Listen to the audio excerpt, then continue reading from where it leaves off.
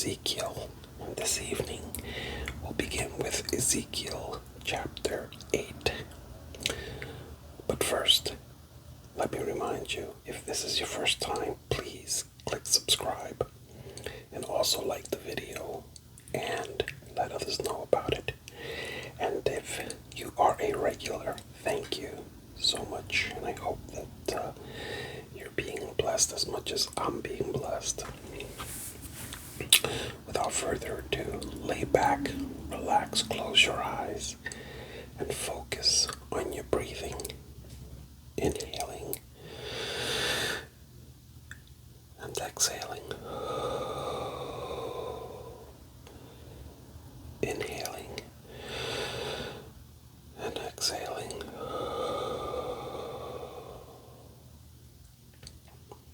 Keep doing that and do it in a relaxed way. I call that the basics of life, which is breathing.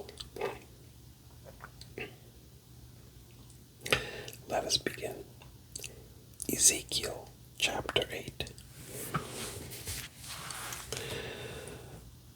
Then, on September 17, during the 6th year of King Jehoiachin's captivity, while the leaders of Judah were in my home, the sovereign Lord took hold of me. I saw a figure that appeared to be a man, from what appeared to be his waist down. He looked like a burning flame. From the waist up, he looked like gleaming amber. He reached out what seemed to be a hand and took me by the hair. Then the Spirit lifted me up into the sky and transported me to Jerusalem in a vision from God. I was taken to the north gate of the inner courtyard of the temple, where there is a large idol that has made the Lord very jealous. Suddenly, the glory of the God of Israel was there, just as I had seen it before in the valley. The Lord said to me, "Son of man, look toward the north."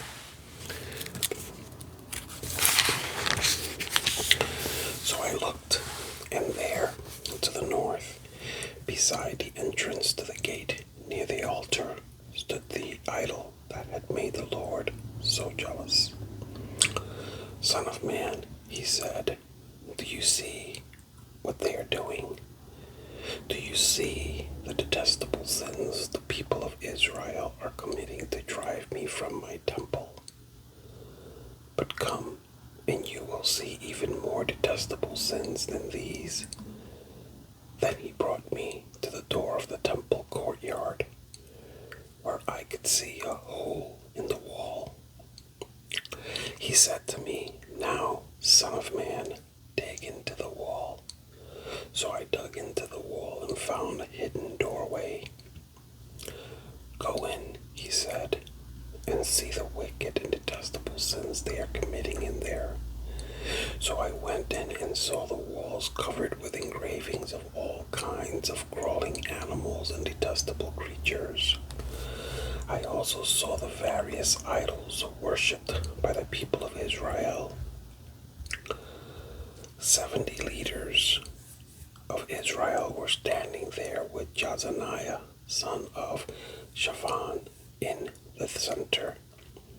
Each of them held an incense burner from which a cloud of incense rose above their heads. Then the Lord said to me, "Son of man, have you seen what the leaders of Israel are doing with their idols in dark rooms? They are saying, 'The Lord doesn't see us. He has deserted our land.'" Then the Lord added, "Come, and I will show you even more detestable sins than these." He brought me to the north gate of the Lord's temple, and some women were sitting there weeping for the god Tammuz. "Have you seen this?" he asked. "But I will show you even more detestable sins than these."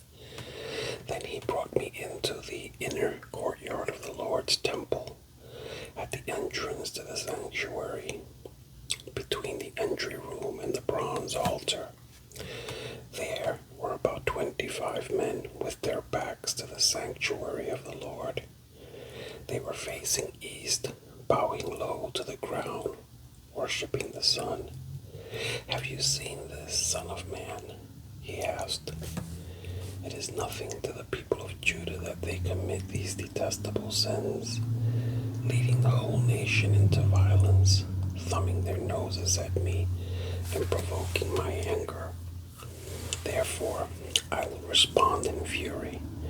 I will neither pity nor spare them, and though they cry for mercy, I will not listen." Ezekiel chapter 9. Then the Lord thundered, "Bring on the men appointed to punish the city. Tell them to bring their weapons with them." 6 men soon appeared from the upper gate that faces north, each carrying a deadly weapon in his hand.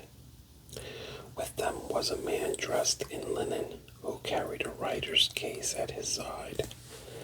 They all went into the temple courtyard and stood beside the bronze altar. Then the glory of the God of Israel rose up from between the cherubim, which it had rested, and moved to the entrance of the temple. And the Lord called to the man dressed in linen, who was carrying the writer's case. He said to him, "Walk through the streets of Jerusalem, and put a mark on the foreheads of all who weep and sigh because of the detestable sins being committed in this city." Then I heard the Lord say to the other men, "Follow him through the city and kill everyone whose forehead is not marked. Show no mercy, have no pity, kill them all, old and young, girls and women, and little children. But do not touch anyone with the mark. Begin right here at the temple." So they began by killing the 70 leaders. "Defile the temple," the Lord commanded. "Fill its courtyards with corpses. Go." So they went and began killing throughout the city. While they were out killing, I was all alone. I fell face down on the ground and cried out, "O sovereign Lord, will your fury against Jerusalem wipe out everyone left in Israel?" Then he said to me, "The sins of the people of Israel and Judah are very, very great. The entire land is full of murder. The city is filled with injustice. They are saying, 'The Lord doesn't see it. The Lord has abandoned the land.' So I will not spare them or have any pity on them. I will fully repay them for all they have done." Then the man in linen clothing who carried the writer's case reported back and said, "I have done as you commanded." Ezekiel chapter 10. In my vision I saw what appeared to be a throne of blue lapis lazuli above the crystal surface above the heads of the cherubim. Then the Lord spoke to the man in linen clothing and said, "Go between the whirling wheels beneath the cherubim and take a handful of burning coals and scatter them over the city." He did this as I watched. The cherubim were standing at the south end of the temple when the man went in, and the cloud of glory filled the inner courtyard. Then the glory of the Lord rose up from above the cherubim and went over to the entrance of the temple.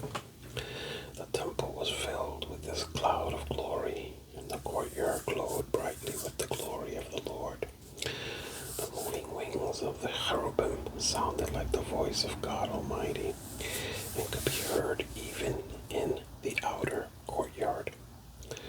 The Lord said to the man in the linen clothing, "Go between the cherubim and take some burning coals from between the wheels." So the man went in and stood beside wheels. Then one of the cherubim reached out his hand and took some live coals from the fire burning among them. He put the coals into the hands of the man in linen clothing, and the man took them and went out. All the cherubim had what looked like human hands under their wings. I looked, and each of the 4 cherubim had a wheel beside him, and the wheels sparkled like beryl. All 4 wheels looked alike and were made the same. Each wheel had a second wheel turning crosswise within it. The cherubim could move in any of the 4 directions they faced without turning as they moved. They went straight in the direction they faced, never turning aside. Both the cherubim and the wheels were covered with eyes. The cherubim had eyes all over their bodies, including their hands and their backs and their wings. I heard someone refer to the wheels as the whirling wheels. Each of the 4 cherubim had 4 faces, and the first was the face of an ox, the second was a human face, the third was the face of a lion, and the fourth was the face of an eagle. Then the cherubim rose upward. These were the same living beings I had seen beside the Kabar River. When the cherubim moved, the wheels moved with them. When they lifted their wings to fly, the wheels stayed beside them. When the cherubim stopped, the wheels stopped. When they flew upward, the wheels rose up, for the spirit of the living beings was in the wheels. Then the glory of the Lord moved out from the entrance of the temple and hovered above the cherubim. And as I watched, the cherubim flew with their wheels to the east gate of the Lord's temple, and the glory of the God of Israel hovered above them. These were the same living beings I had seen beneath the God of Israel when I was by the Kabar River. I knew they were cherubim, for each had 4 faces and 4 wings and what looked like human hands under their wings. And their faces were just like the faces of the beings I had seen at the Kabar, and they traveled straight ahead, just as the others had. Ezekiel chapter 11. Then the Spirit lifted me and brought me to the east gateway of the Lord's temple, where I saw 25 prominent men of the city. Among them were Jezaniah, son of Azor, and Pelatiah, son of Benaiah, who were leaders among the people. The Spirit said to me, Son of man, these are the men who are planning evil and giving wicked counsel in the city. They say to the people, it is not a good time to build houses. The city is like an iron pot. We are safe inside it like meat in a pot. Therefore, Son of man, prophesy against them loudly and clearly. Then the Spirit of the Lord came upon me, and he told me to say, this is what the Lord says to the people of Israel. I know what you are saying, for I know every thought that comes into your minds. You have murdered many in the city and filled its streets with the dead. Therefore, this is what the sovereign Lord says. This city is an iron pot, all right, but the pieces of meat are the victims of your injustice. As for you, I will soon drag you from this pot. I will bring on you the sword of war you are so greatly afraid of, says the sovereign Lord. I will drive you out of Jerusalem and hand you over to the foreigners, who will carry out my judgments against you. You will be slaughtered all the way to the borders of Israel. I will execute judgment on you, and you will know that I am the Lord.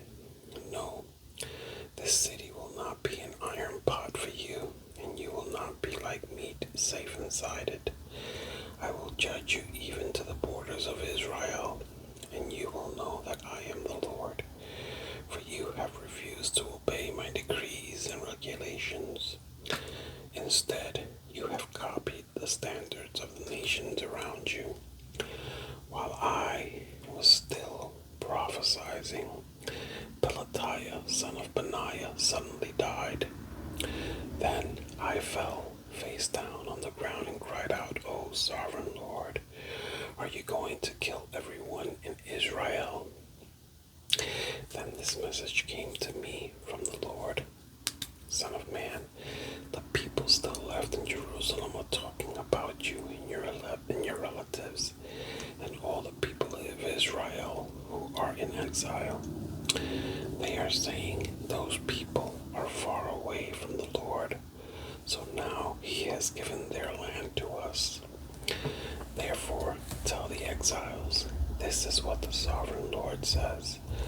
Although I have scattered you in the countries of the world, I will be a sanctuary to you during your time of exile.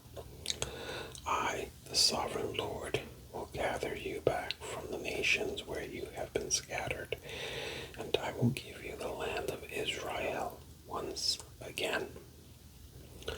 When the people return to their homeland, they will remove every trace of their vile images and detestable idols, and I will give them singleness of heart and put a new spirit within them. I will take away their stony, stubborn heart and give them a tender, responsive heart, so they will obey my decrees and regulations. Then they will truly be my people, and I will be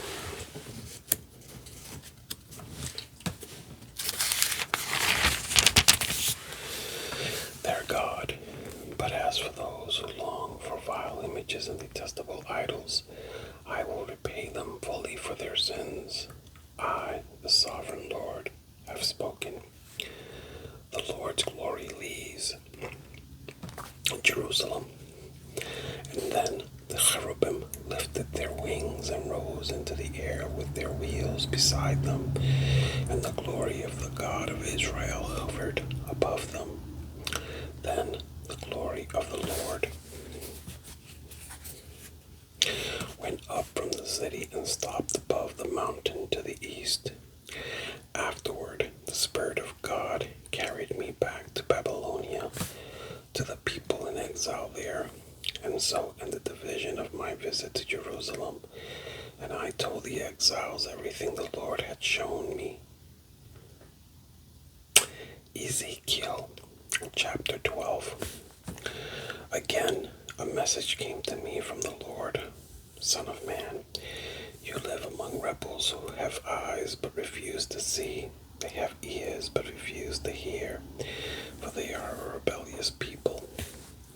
So now, son of man, pretend you are being sent into exile. Pack the few items an exile could carry and leave your home to go somewhere else. Do this right in front of the people so they can see you, for perhaps they will pay attention to this, even though they are such rebels. Bring your baggage outside during the day so they can watch you. Then, in the evening, as they are watching, leave your house as captives do when they begin a long march to distant lands. Dig a hole through the wall while they are watching and go through it, and they will watch. Lift your pack to your shoulders and walk away into the night. Cover your face so you cannot see the land you are leaving, for I have made you a sign for the people of Israel.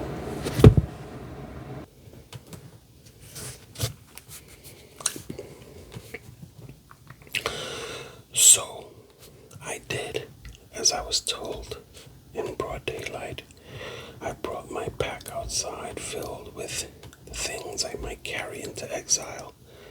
Then, in the evening, while the people looked on, I dug through the wall with my hands and went out into the night with my pack on my shoulder. The next morning, this message came to me from the Lord. Son of man, these rebels, the people of Israel, have asked you what all this means. Say to them, this is what the sovereign Lord says. These actions contain a message for King Zedekiah in Jerusalem and for all the people of Israel. Explain that your actions are a sign to show what will soon happen to them, for they will be driven into exile as captives. Even Zedekiah will leave Jerusalem at night through the hole in the wall, taking only what he can carry with him. He will cover his face, and his eyes will not see the land he is leaving. Then I will throw my net over him and capture him in my snare. I will bring him to Babylon, the land of the Babylonians, though he will never see it, and he will die there. And I will scatter his servants and warriors to the four winds and send the sword after them. And when I scatter them among the nations, they will know that I am the Lord. But I will spare a few of them from death by war, famine, or disease, so they can confess all their detestable sins to their captors. Then they will know that I am the Lord. Then this message came to me from the Lord. Son of man, tremble as you eat your food. Shake with fear as you drink your water. Tell the people, this is what the sovereign Lord says concerning those living in Israel and Jerusalem. They will eat their food with trembling and sip their water in despair, for their land will be stripped bare because of their violence. The cities will be destroyed and the farmland made desolate. Then you will know that I am the Lord.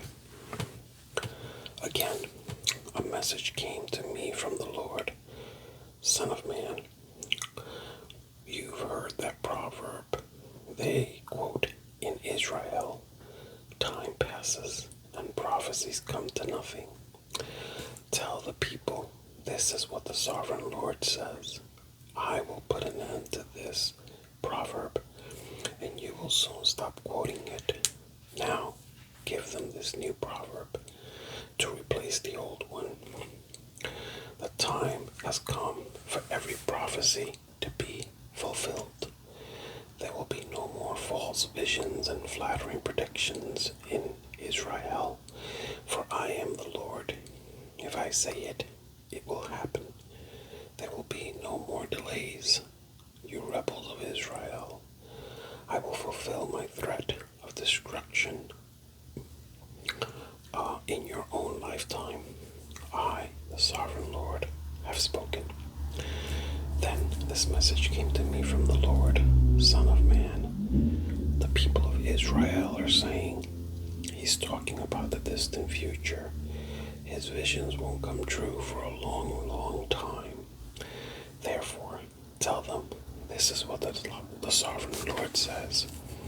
No more delay. I will now do everything I have threatened. I, the sovereign Lord, have spoken. Ezekiel chapter 13. Then this message came to me from the Lord. Son of man, prophesy against the false prophets of Israel who are inventing their own prophecies. Say to them, listen to the word of the Lord. This is what the sovereign Lord says. What sorrow awaits the false prophets who are following their own imaginations and have seen nothing at all. O people of Israel, these prophets of yours are like jackals digging into the ruins. They have done nothing to repair the breaks in the walls around the nation. They have not helped it to stand firm in battle.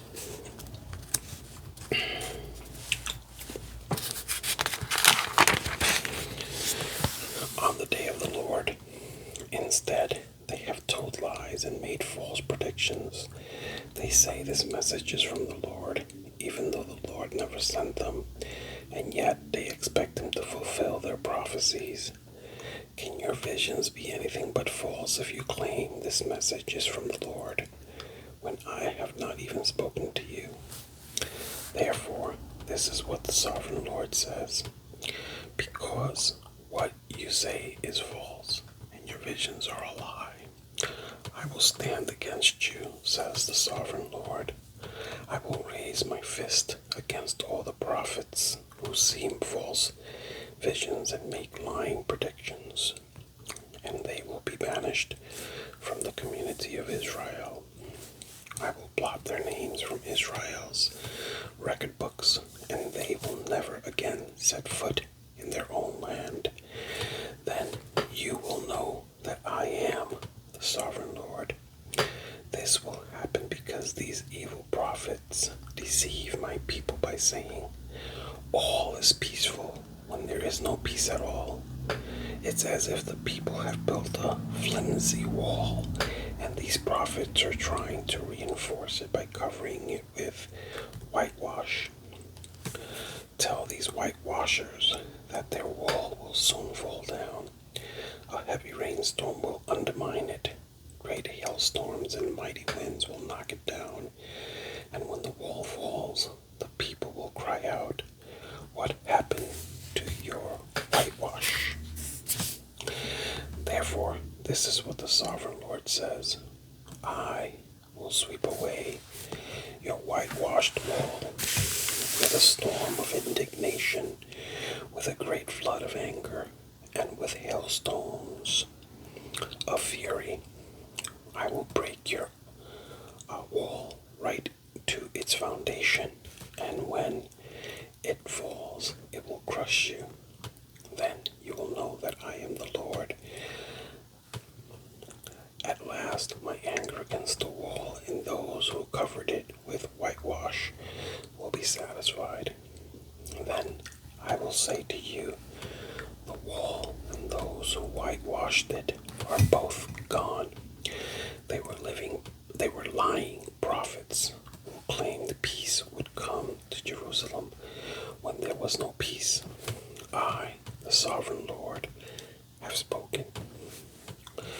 Now, Son of man, speak out against the women who prophesy from their own imaginations. This is what the sovereign Lord says. What sorrow awaits you, women who are ensnaring the souls of my people, young and old alike. You tie magic charms on their wrists and furnish them with magic veils. Do you think you can trap others without bringing destruction on yourselves? You bring shame on me among my people for a few handfuls of barley or a piece of bread. By lying to my people who love to listen to lies, you kill those who should not die, and you promise life to those who should not live. This is what the sovereign Lord says. I am against all your magic charms, which you use to ensnare my people like birds. I will tear them from your arms, setting my people free like birds set free from a cage. I will tear off the magic veils and save my people from your grasp. They will no longer be your victims. Then you will know that I am the Lord.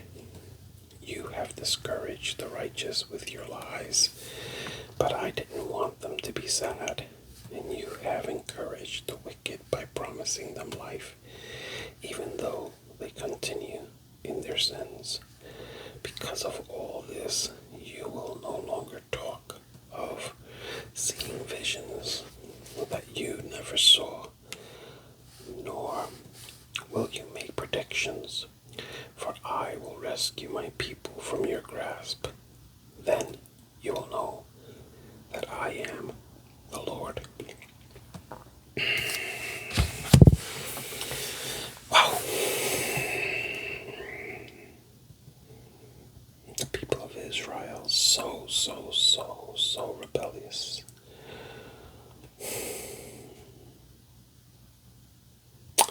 Reminds me of many today. Many who still try to find their answers elsewhere but not in the Lord, who idolize other people and other things,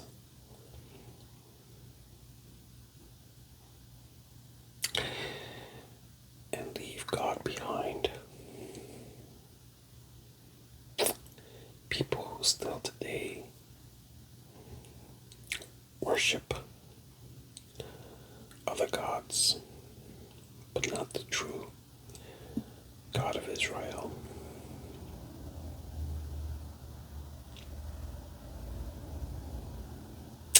The Lord of heaven's armies.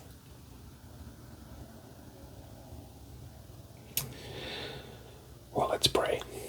Let's continue to pray for peace and submission to the sovereign God throughout this land, throughout our nation, throughout the world. We'll leave it there for this evening. Next time we get together, we'll continue with Ezekiel chapter 14. But until then, God bless you and God keep you. Thank you.